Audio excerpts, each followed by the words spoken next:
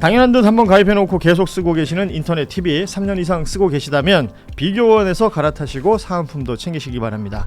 인터넷 TV 신규 가입 시 52만원, 휴대폰 구입 시 최대 50만원, 정수기 렌탈 시 최대 30만원, 이렇게 다 합치면 최대 132만원의 혜택을 만나실 수가 있습니다.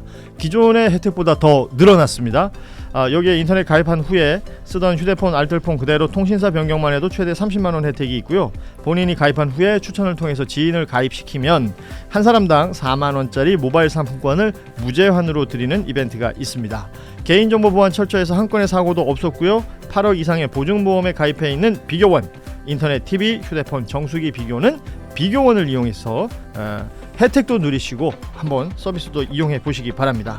자세한 내용은 1670-2571 전화로 상담 신청하시거나 아니면 더보기에 있는 링크 이용해 주시거나요. 또 네이버에 비교원 검색하셔도 상담 신청이 가능하니까 많이들 이용해 주시기 바랍니다.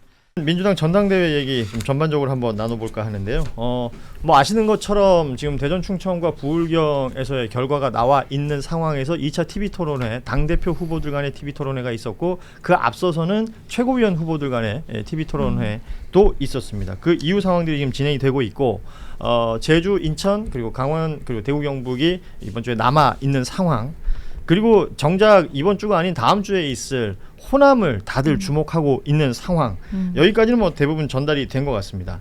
일단 2차 TV 토론회가 있었고 1차 토론회에서 언급이 안 됐던 뭐 신천지 문제라든지 나왔죠. 그리고 발언의 수위랄까요? 아니면 공격성이랄까요? 이런 것들이 훨씬 날카로워졌다 정도까지 평가할 수 있을 것 같은데 세 분들은 어떻게 보셨는지요? 너무 뜨겁고 이거 굉장히 세게 붙는다라는 인상을 받았고, 이게 어휘나 이 주제에 대한 격도라는 걸 보면 알잖아요. 되게 날카롭게 서로를 이제 찌르는 양상이었는데, 제가 좀 이제 기자들, 민주당 출입하는 기자들한테 들었던 것 중에 그 굉장히 격하게 붙을 때 김민석 후보가 이거 대통령이랑 본인을 뭐 동일하게 보는 거냐, 정청래 후보 이러면서 들어붙지 말라는 표현을 썼나? 하여튼 근데 그게 말라고. 호남 사투리라는 거예요. 그래서 이게 속이지 말아라, 기만하지 말아라라는 대단히 전략적인 단어다. 호남에서 이게 비속어는 아니고, 이게 이 김민석 후보는 이게 약간 비속어긴 한데 이러면서 그 단어를 썼는데 사투리였다. 그래서 지금 호남에 지금 다 주자들 호남 내려가 있잖아요.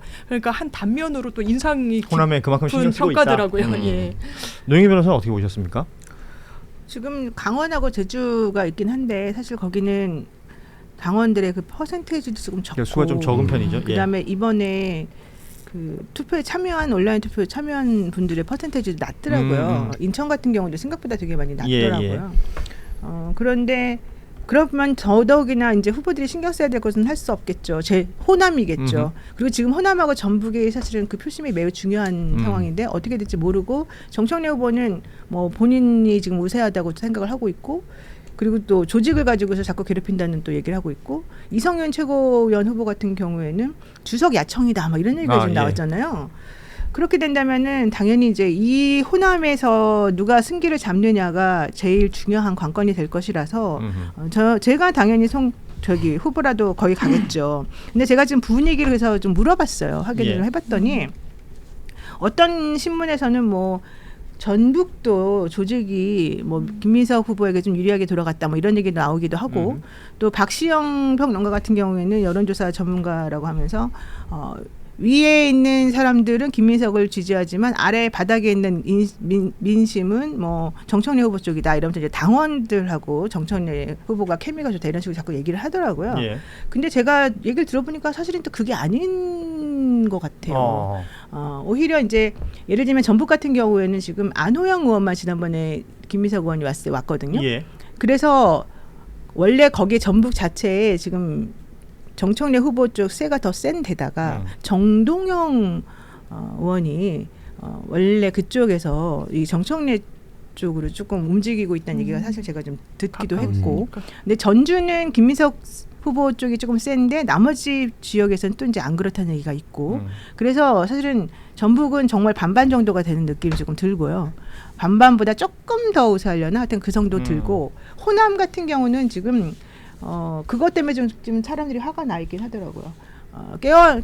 영남 시민들이요 막뭐 깨어나라 해가지고 깨어나라. 뭐 호남을 좀 무시한 듯한 발언한 거 이거 하고 그다음에 노사모 회원들 일어나가지고 좀 혼내주자 뭐 예. 이런 내용 했던 건데 사실 제가 여러 번 말했지만 노사모 자꾸 노무현 전 대통령 돌아가신 노무현 전 대통령 이해찬 전 총리 이런 분들 자꾸 여기 엮어 넣지 마시라. 근데 이제 그것 때문에 다들 기분 나빠하시는 분들이 좀 많은 것 같아서 저는 그래도 김민석 총리 쪽이 조금 더 우세하지 않겠나 호남 쪽은 이 생각을 좀 하고 있습니다. 그리고 사실 전북도 최소 6대4 정도로 오히려 김민석 총리 쪽이 좀 유리하지 않겠나 하는 그냥 느낌상 느낌상 생각하고 있어요. 예. 김환 기자는 지금 어떻게 보고 계세요? 앞에 거를 다 합친 것보다 사실 호남이 크기 때문에 그리고 훨씬 더 크죠. 사실. 전남 예. 광주가 전북의 2배이기 때문에 예. 그러니까 전남 광주에서 5% 차이가 나느냐 3% 차이가 나느냐 뭐 10% 차이가 나느냐는 전체 판세를 완전히 결정짓는 문제가 되는 거라서 지금 전남 광주가 굉장히 중요할 것 같고 뭐 엇갈려요. 제가 지난주에 광주에 갔다 온 민주당 지자체장 했던 분은 야 내가 볼 땐 9대1쯤 날 것 같은데 뭐 이런 얘기도 해요. 누가 굽니까? 김민석 후보가. 어허. 그리고 서울에서 하는 여론조사에서는 백중세가 나오기도 하고 광주 지역에 하는 여론조사에서는 한 6대4 정도 그렇습니다. 나오기도 예. 하고 뭐 이런 상황이기 때문에 실제는 까봐야 되긴 할 것 같은데 근데 이제 뭐 한 3가지 정도 키워드는 있는 것 같아요. 하나는 뭐냐면 그 메가 프로젝트 관련해서 어쨌든 정청래 후보가 뭔가 이 부분에 대해서 호남의 민심을 자극한 건 맞는 것 같아요. 그러니까 우리가 겁박하지 마라. 우리가 어쨌든 뭐 박정희 아니면 거슬러 올라가면 해방 이후에 처음으로 국책 이런 규모의 국책 사업이 내려오는데 우리도 안다. 이게 다 100% 안 될 수도 있다는 거. 근데 집권 여당 대표하겠다는 사람이 왜 여기 흠집 내려고 하냐. 이런 이제 그 정서가 하나 있는 것 같고 또 하나는 이제 정청래 캠프 쪽에서 보면 모두 전환이 약간 늦었던 건데 노사모랑 이거를 강조하는 거가 부울경 가기 전에 했어야 돼요. 근데 이게 충청 결과 나오고 부울경 이미 투표한 상태에서 그 얘기를 해버리니까 내가 노사모 출신이야 노무현의 정신 이런 거를 얘기하는 게 호남 선거를 앞두고 얘기를 해버리니까 호남에서는 이게 말하자면 대립적 구도로 잡히는 지금 물론 의도한 바는 아니겠지만 예. 뭐 그런 측면이 지금 좀 있는 것 같고 그리고 이제 광주 전남이 제가 2배 더 많다고 했는데 호남에서도 볼 때 정청래가 전북에 뭔가를 하는 것 같고 이 광주 전남보다는 뭐 이런 게 있기 지난 때문에 6.3 선거 때부터 그러니까 예. 그런 것들이 겹쳐서 작용을 지금 할 것 같고 근데 어쨌든 김민석 후보 입장에서는 구도와 명분의 우위가 있는 거잖아요. 그러니까 예를 들면 본인이 이 이제 그 전당대회가 이재명 정부의 국정을 누가 더 잘 뒷받침하냐는 구도로 짜여져 있는데 거기서 이제 본인이 우위가 있다. 그리고 이제 송영길 의원이 후보가 계속 공격했지만 그러니까 왜 나왔냐 누가 나오라고 했냐 이 얘기가 결국에 나처럼 명분인 쉬고 거잖아요. 나와라. 예, 명분인 거예요. 그러니까 이런 면이 이제 좀 작용하지 않을까라는 생각을 해봅니다. 그러니까 그런 발언들에 대해서 이제 정청래 후보 측도 신경을 쓸 수밖에 없는 구조인 것 당연히요. 같고 예. SNS에 보면 정청래 후보가 신천지 해당 행위 사과하십시오. 단일 종목 레버리지 ETF 사과하십시오. 호남 반도체 클러스터 겁박 사과하십시오라는 메시지를 냈는데 그 일각에서는 이게 경쟁자인 김민석 후보뿐만 아니라 네. 지금의 청와대까지도 겨냥한 것 아니냐 뭐 이런 해석들도 나오더라고요. 그러니까 언론에서 연환계 전략인가 이런 표현을 쓰던데 그러니까 섞어 놓는다는 것 같더라고요. 그러니까 딱 무협지들을 너무 보는 것 같긴 해. 무협지 용어예요. 그래서 네. 제가 따로 찾아봤거든요. 제일 유명한 연한계는 이제 방통위 그런가요? 적벽 대전을 그러니까 앞두고 돌고 네. 도는 네. 그래서 이거 뭐야 이 신천지 얘기했어. 근데 역공을 더 세게 이제 거는 거죠. 신천지 밝혀. 내가 더 밝힐게. 윤리 갈 거야. ETF도 당대표 때 뭐 했냐? 정부에서 김민석 총리 당신이 한 거 아니냐? 막 이러면서 올가매는 전략이랄까? 그러니까 이른바 언더독 전략은 진작 약간 폐기 처분이 된 것 같고요. 공세의 피치가 상당히 좀 올라가는 것도 정청래 후보의 지금 전략으로 이제 굳어진 것 같아요. 그러니까 집권 여당의 대표였고 뭐 직전까지 그리고 또 직전까지 대한민국의 국무총리였기 때문에 또 각각의 그 부분들을 서로 공격 포인트로 잡는 것 같기도 하고 지금 계속해서 얘기하는 건 호남의 민심이 중요하다. 호남의 표가 어디로 가느냐가 중요하다 그러는데 근데 이번 주에 이제 나오는 제주가 연동이 되겠죠. 그러니까 지금 민주당 여태까지 경선을 보면 제주가 호남의 축소판이고 그렇죠. 호남과 서울 수도권 민심이 연동이 안 된 적은 없어요. 그러니까 제주가 나오면 어느 정도의 판세가 드러나는 거죠. 물론 여기서 뭐 플러스 마이너스가 있는 거지만 그러니까 상대적으로 이제 당원수가 좀 적다 하더라도 그러니까 제주가 어떻게 나오느냐 그게 이제 이번 주말 경유하면 나오는 거잖아요. 그 이번 주말에 인천도 있습니다. 그렇죠. 인천이 중요하다고. 예를 들면 모든 뭐 송영길 후보도 연고가 있긴 하지만 서울 수도권을 들여다볼 수 있는 이제 바로미터가 된다. 바로미터가 되니까 이번 주에 보면 어느 정도 좀 유등각이 잡히지 않을까. 그러고 보니까 제주하고 인천이 약간 그 정찰병 같은 느낌이 있네요. 네. 그러네요. 바로미터 살짝 띄워놓고. 느낌. 저는 그것 중요한데 사실은 이번이 왜 중요하냐면 이게 이렇게 경우의 수를 4개로 나눠봤어요. 4개. 예, 어떻게 나눠봤냐? 우선 그 과반이 이제 되면은 뭐 당연히 제일 좋겠지만 그러면 선호투표가 작용될 여지가 없으니까. 근데 과반을 3명 중에 1명도 안 넘긴다는 이제 전제 하에 그러면은 1등이 정청래, 2등이 김민석. 이제 이 구조가 하나가 있고 이제 3등은 이제 송영길, 왜냐하면 지금까지 나온 퍼센티지를 보면 그다음에 또 하나의 구조는 1등이 김민석, 그다음에 2등이 정청래가 되는 거예요. 근데 이렇게 된 상황에서 1등이 정청래였는데 선호투표까지 합쳐보니까 정청래가 되더라. 그러면 이거는 사실은 그 누구도 여기에 대해서 뭐라고 그러면 안 되고 그대로 수용을 해야 되는 거죠. 또 1등이 김민석이었는데 선호투표까지 합쳐보니까 김민석이 되더라. 이거 괜찮죠. 이것도 역시 수용을 해야 되는 거죠. 근데 이제 반대로 1등을 못했는데 선호투표 때문에 누군가가 1등을 하게 된다. 그럼 이제 그거 가지고 분명히 이제 문제를 삼을 것 같아요. 그래서 지금 김민석 팀에서는 얘기하고 있는 게 무조건 과반 넘기는 쪽으로 한번 열심히 해보자 이제 이런 얘기 좀 하고 있어서 사실 과반을 넘길지 안 넘길지도 모르겠지만 민주당이 분열된다는 얘기가 자꾸 나오니까 특히 정신적으로 이미 막 분열됐다는 얘기도 나오니까 가장 좋은 거는 과반 넘어가지고 전부 다 누구라도 수긍하게끔 하니까 가장 좋고 정 안 되면 1등하고 선호투표에 합산하고가 같이 나가는 게 가장 좋다. 저는 그래서 이번에 그걸 위해서 호남에 되게 신경을 많이 쓰는 것 같아요. 그러니까 호남의 표심도 그런 내용들까지 지금 다 보고 있을 것 아니냐. 그럼요. 그래야 그리고 워낙에 이제 압도적인 당원 수가 있는 지역이기 때문에 호남에서 그 흐름이 생기면 그게 이제 바로바로 발표가 되니까요. 그 다음 주에 있을 수도권 서울 특히 바로 영향을 줄 것이니까 이 부분을 얘기하는 것 같고 김민석 후보가 어젠가요? 그 뉴스공장 나와서 마지막에 어떤 특별한 변수가 없으면 본인은 99.9% 승리할 것으로 생각한다라는 표현을 했어요. 그 특별한 변수 얘기하면서 지난 2022년 민주당 대선 후보 경선에서 서울에 와서 이낙연 후보 쪽에서 갑자기 확 올라왔을 때 뭐 신천지 얘기 나오고 했던 그 얘기를 언급하면서 이런 얘기들까지 나왔었는데 혹시 뭐 지금에 있는 그 분위기라는 것에 더해서 돌발 변수라는 게 지금 뭐 생각할 수 있는 게 뭐가 있을까요? 생각이 안 나요. 안 나요? 그래서 돌발 변수겠지?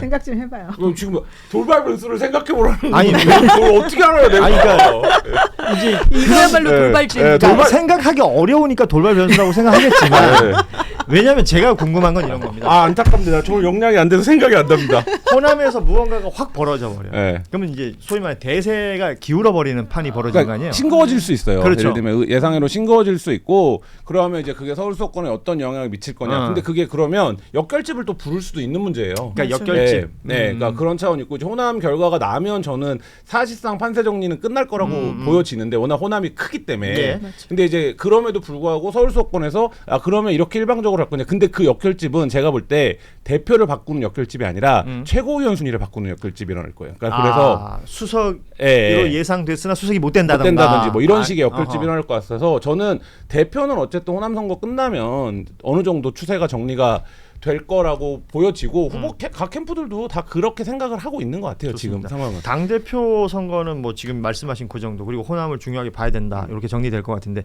저는 사실은 최고위원이 더 재미가 있는 것 같아요. 그렇죠. 관전 포인트. 최고위원 1, 2, 3, 4위는 이제 쭉 어찌 보면 이제 개파로 나눴을 때 2대2 정도 되는 것 같고 저는 5등 싸움이 흥미진진합니다. 그렇죠. 김용 후보나 이성윤 후보 뭐 워낙에 표 차이도 현재까지 나온 건 적고 사실은 호남 가면 또 이분들은 각각의 할 말이 있는 분들 아닙니까? 그렇죠. 완전 상징성이 뚜렷하고 정체성이 굉장히 확고한 정치인들이에요. 이성윤 의원은 전북의 지역구를 갖고 있고 뭐 검찰 출신으로서 가장 검찰 개혁의 목소리를 높이는 이른바 팀 정청래의 구성원이고 그러니까 전북에서 그래도 조금 다져놨다라고 하는데 얼마나 그 위력을 발휘할 것인지 김용 후보는 대통령의 복심, 이재명의 오른팔 이런 이미지가 있기 때문에 반드시 지도부 입성을 해야 된다는 본인의 어떤 열망이 굉장히 크고 그걸 다 알고 있는 상황에서 당원들이 누구한테 내 표를 줄 것인지 5.6기가 왜냐면 선출직 딱 5명이니까 끝에 문을 닫는 6위가 제일 아깝잖아 사실. 너무 아깝죠. 만약에 이 6이나 8이나 같은 거 아니에요? 6이랑 8이랑 같죠. 결과가. 원래는 6위가 여성 후보고 그 앞에 여성 후보가 한 명도 없었으면은 5, 그쵸, 6위가 또 바뀌죠. 그렇죠. 지금 이번에는 그렇게 안 될 것 같으니까. 근데 저는 수석 최고는 바뀔 것 같아요. 지금까지 나온 그 두 번의 선거에서 나온 지금은 결과에. 최민희 의원이 좀 앞서고 있잖아요. 그렇긴 제법 큰 격차로 있는데, 앞서는데. 근데 저는 수석 최고는 못 될 것 같아요. 최민희 의원이. 논란들이 있었기 때문에. 논란들이 워낙 많이 있었었고, 그다음에 지난번에 정봉주 최고가 사실은 수석 계속 하다가 막판에 이제 안 된 이유도 사실은 그렇게 준엄한 이 당원들의 준엄한 심판이 있었던 거거든요. 저는 그래서 최민희 의원이 이번에 이제 보여준 모습들은 별로 적절하지 않은 부분들이 많이 있어서, 그리고 또 물어보니까 이거 지금 단톡방 메시지 공개됐잖아요. 정청래 의원을 지지하는 16명 의원들 간에 또 이 단톡방이 공개가 됐는데 그 안에서 또 서로 간에 별로 이렇게 썩 일체되는 그런 대화가 아니더라고요. 그렇지? 그치. 모르겠어요. 게다가 또 그렇게 막 일치되지 않은 모습을 보여주는 그 선두에 선 사람이 또 최민희 의원이더라고요. 그래서 저는 이제 그런 모습들은 전체적으로는 조금 보기 안 좋고 이게 이제 선거에 임하는 사람으로서는 좀 악재가 많이 계속 쌓이고 있어서 그리고 이제 비호감도가 계속 높아지고 있는 상황이라서 저는 수석은 안 될 것 같다. 근데 그렇게 되면 한 4등 정도는 그래도, 왜냐면 그래도 팀 정청래 쪽에서는 최고위원은 무조건 최민희 플러스 이성윤 혹은 최민희 플러스 한민수 이렇게 하라고 지금 되어 있고, 가급적이면 그렇게 하려고 지금 생각들을 하고 있는 것 같아서 되긴 될 것 같은데, 그래도 여기서 이탈표가 좀 나오고 이성윤 구하기가 또 요즘에 나오고 있거든요. 그래서 최민희 의원은 아무래도 조금 떨어지는, 물론 이제 5등 안에는 들 가능성이 높지만 그러니까 당선권에는 있으나 수석은 어려울 것 같다라는 평가. 근데 제일 중요한 건, 그래서 그거보다도 송영길 의원이 지난번에 그랬어요. 내가 당대표 할 때 최고위원들이 내 편이 한 명도 없었다. 그리고 내가 일하는데 너무 힘들었다 그랬어요. 그때 당시에 다 이낙연 전 대표의 최고위원들이었고 나의 최고위원은 한 명도 없었는데, 그래도 그나마 백혜련 의원이 조금 나에게 좀 우호적이었다. 근데 최고위원하고 당대표가 서로 노선이 다르면 너무 일하기 힘들다. 그 얘기를 했거든요. 그래서 이번에 최고위원들을 분명히 뭐 어떤 분들은 4대 1까지 얘기합니다만 그건 좀 너무 심하고, 제가 봤을 때 최소 3대 2 정도는 맞춰줘야 될 것 같아요. 그래요. 그러니까 그런 것들이 어찌됐건 그러니까 당원들이 지금 이 판을 읽고 있을 거 아니에요. 그래서 뭐 누구를 어떻게 해야 되겠다, 아니면 지금 말씀하신 것처럼 이제 계파별 비율을 어느 정도 좀 조정을 한다든지 이런 것들이 영향이 있을 것이다라는 생각은 드는데, 워낙에 지금 막판으로 가면서 격화된다. 그래서 후유증 얘기도 계속했던 것이고. 민주당 선관위에서는 뭐 생일별 홀짝 투표라든지 편파 현수 막 이런 것들이 각각의 신고가 있었던 부분 모두 기각을 했단 말이죠. 선관위 판단은 어떤 내용일까요? 이게 뭐 부적절하다고 보지 않는 것일까요? 아니, 부적절한 것과 이것을 선관위에서 뭔가 처치를 하는 것과 처치를 하는 것과는 좀 간극의 차이가 있다 보니까 이게 적절하다고 이야기하는 분들은 많이 안 계신 것 같아요. 이게 전략과 꼼수 그 어디인가에 있는 것 같다.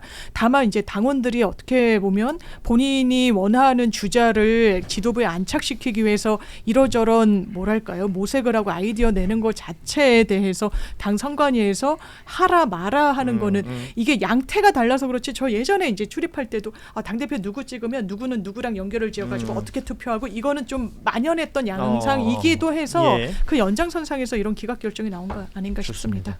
그 한겨레 단독으로 나온 기사 중에 그 방미통위에서 방송미디어통신위원회에서 노무현 전 대통령 조롱하고 비하했던 SNS 게시물, 어제 그 방미심의, 이게 방미통위가 아니라 방미심의입니다. 죄송합니다. 심의 대상에 올랐는데 의결이 보류됐다. 이 보도가 있습니다. 그러니까 이 해당 게시물이 혐오 차별 정보인지 더 따져봐야 된다라는 이유였다는데, 심의 안건으로 오르긴 올랐는데 의결을 보류했다. 뭐 의견들이 다양하게 있었다는 얘기가 되겠죠. 그러니까 뭐 다양한 의견이 있었다라기보다는 사회적 해악이라는 건 분명하고 문제가 있다라는 건 분명한데, 이걸 이제 의유라는 건 좀 다른 문제잖아요. 이제 규정을 해서 근거해서 이거를 의유를 해야 되는데, 이제 그런 부분들에 대해서는 좀 판단이 엇갈린 것 같아요. 그러니까 예를 들면 이거를 어느 정도로 제재해야 되는지에 대한 판단들이 좀 엇갈렸던 것 같고, 그거 자체가 뭐 많이 했던 얘기지만 이제 혐오 표현이라든지 차별적 표현이라든지 이런 거에 대한 어떤 기준점을 우리가 기준 법률을 갖고 있어야 되는데, 그렇지 않고 이제 저런 위원회 구조에서는 합의로 그거를 해야 되는 과정이 어려운 점이 하나 있고, 또 하나는 이제 이 문제 자체가 너무 정치화됐기 때문에 위원들이 부담을 갖는 측면도 있는 것 같아요. 그러니까 예를 들면 뭐 이런 거예요. 그냥 저기서 저회에서 그 논의가 됐다는 게 아니라, 그럼 윤석열에 대한 건 어떻게 할 건데? 그러니까 예를 들면 이게 어떤 절대적 기준을 갖고 있지 않기 때문에 상대적이니까 이거를 바라보니까 이제 그 부분에서 좀 엇갈리는 부분들도 있고 이런데, 그러니까 이런 거 볼 때마다 저는 좀 이게 뭐 방미 심의가 저거를 이렇게 입장을 정리해. 그럼 이건 혐오 표현이야 이런 게 아니라 누구나 보더라도 저거는 안 된다라는 기준점을 각각이 가져야 되는데 그게 없는 상태라 지금 이제 이게 정치화, 정쟁화 되는 측면이 있는 거죠. 그러니까 우리 사회는 지금 그러니까 그 기준을 만드는데 네. 오히려 영향을 좀 보일 필요가 있겠다라는 생각이 또 듭니다. 예. 당연한 듯 한번 가입해놓고 계속 쓰고 계시는 인터넷 TV 3년 이상 쓰고 계시다면 비교원에서 갈아타시고 사은품도 챙기시기 바랍니다. 인터넷 TV 신규 가입 시 52만 원, 휴대폰 구입 시 최대 50만 원, 정수기 렌탈 시 최대 30만 원, 이렇게 다 합치면 최대 132만 원의 혜택을 만나실 수가 있습니다. 기존의 혜택보다 더 늘어났습니다. 여기에 인터넷 가입한 후에 쓰던 휴대폰 알뜰폰 그대로 통신사 변경만 해도 최대 30만 원 혜택이 있고요. 본인이 가입한 후에 추천을 통해서 지인을 가입시키면 한 사람당 4만 원짜리 모바일 상품권을 무제한으로 드리는 이벤트가 있습니다. 개인정보 보안 철저해서 한 건의 사고도 없었고요. 8억 이상의 보증보험에 가입해 있는 비교원, 인터넷 TV, 휴대폰 정수기 비교는 비교원을 이용해서 혜택도 누리시고 한번 서비스도 이용해 보시기 바랍니다. 자세한 내용은 1670-2571 전화로 상담 신청하시거나 아니면 더보기에 있는 링크 이용해 주시거나요. 또 네이버에 비교원 검색하셔도 상담 신청이 가능하니까 많이들 이용해 주시기 바랍니다.